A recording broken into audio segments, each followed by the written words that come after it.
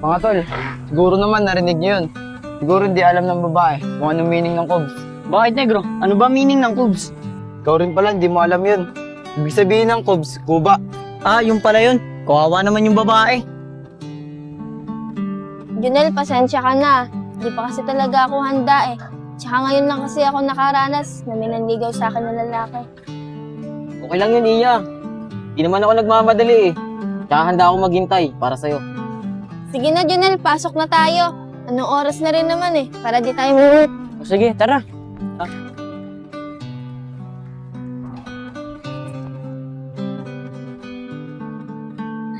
Ano kaya? Sagutin ko na kaya si Junel? Total, mabait naman siya eh. Tsaka ngayon lang yung lalaking may nanligaw sa akin. Sige na nga, sasagutin ko na siya. Tapos na naman yung pera sa atin ni Iya. Ang dami ko kasi pinabili.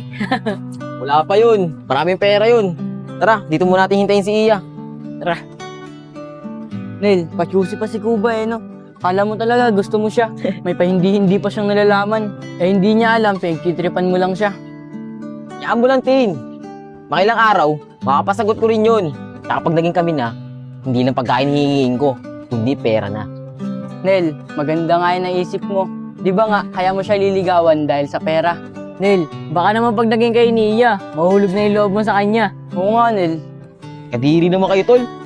Tumakas balahibo ko dun, oh. Hindi ko yung magugustuhan, no. Tara na, maya na natin pag-usapan yan. Baka parating na rin yun.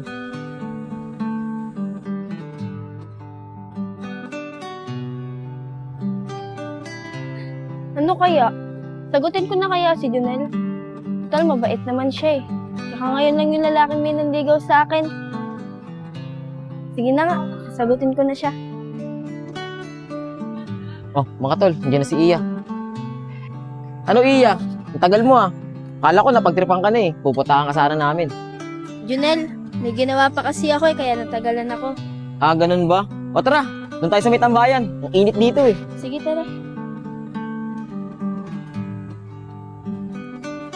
Tara, dito ulit tayo tumambay. May mga estudyante kasi nakatambay dito sa kabila eh. Ano Iya? Sa loob ng 4 na oras, nakapag-isip-isip ka na ba? Kasi napakabait yung tropa ko. Hindi ka nalugi dyan. Tin, hayaan mo muna yan si Iya mapag-isip. Tsaka di naman ako nagmamadali eh. Handa ako maghintay. Mga tol, huwag kayong maingay. Nag-iisip si Iya. Junel, masaya ako kasi may taong nagkakagusto sa akin kahit may kapansanan ako. Pero Junel, may ipapangako mo ba sa akin na hindi mo ako lolokohin? Oo naman, Iya. Pangako ko sa'yo, hindi kita lolokohin. Di ba nga sabi ko sa'yo, hindi ako tumitingin sa kapansanan ng tao. Tsaka anong magagawa ko? Gusto kita. Sige Junel, may tiwala naman ako sa iyo eh.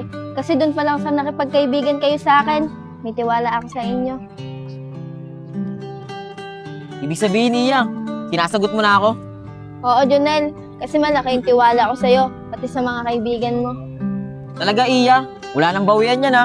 Oo Junel, pero Junel, uuwi na ako. Maaga kasi ako pinapauwi ni ate. Sige, Iya, hatid na kita. Tara mga tol, hatid natin si Iya.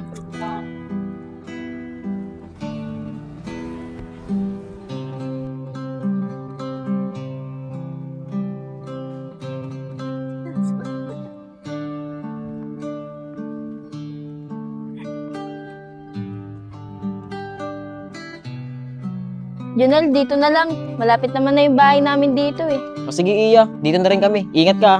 Sige. Loko ka, Pong. Munti ko na makapitan yung buko niya sa likod. Kinabahan ako dun. Ulit!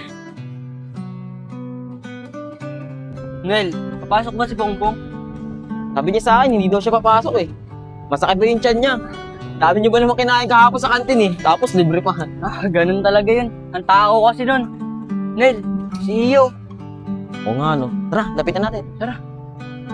Nel, si Iyo. Pasok na tayo. Tara, palibre tayo.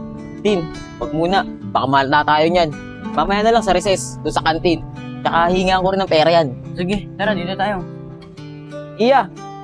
O Junel, nandito pala kayo? Oo, Iya. Nakita ka kasi namin kanina eh. Papasok ka dito sa Dali, kaya pinuntahan ka namin. Iya, pahinga ako niyan. Munti na lang pala to eh.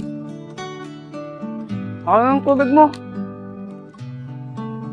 Ito talaga si Justin eh. Buraho talaga to eh. Okay lang yun, Junel. Mga kaibigan ko naman kayo eh. Di ba nga mga kubs? Oo naman, Kubs. Tara na, pumasok na tayo. Anong oras na rin kasi? O, Tara. sige, tara.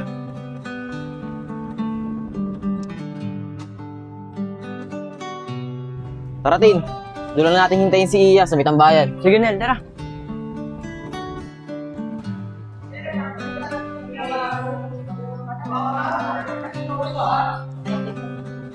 O, Negro, di ba yun yung babaeng tiga Alashia? Sabihin mo na yung mga narinig mo para iwasan niya na yung tatlong lalaki. Tara, puntahan natin.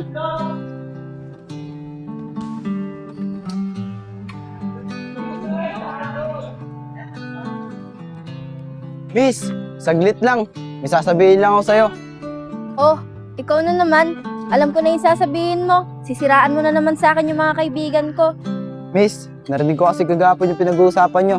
Siguro naman narinig mo yung sinabi nila sa'yo, na Cobs. Oo, sinabihan nila akong kubs. Kasi ang ibig sabihin daw nun, bagong kaibigan. Ano, may sasabihin ka pa ba?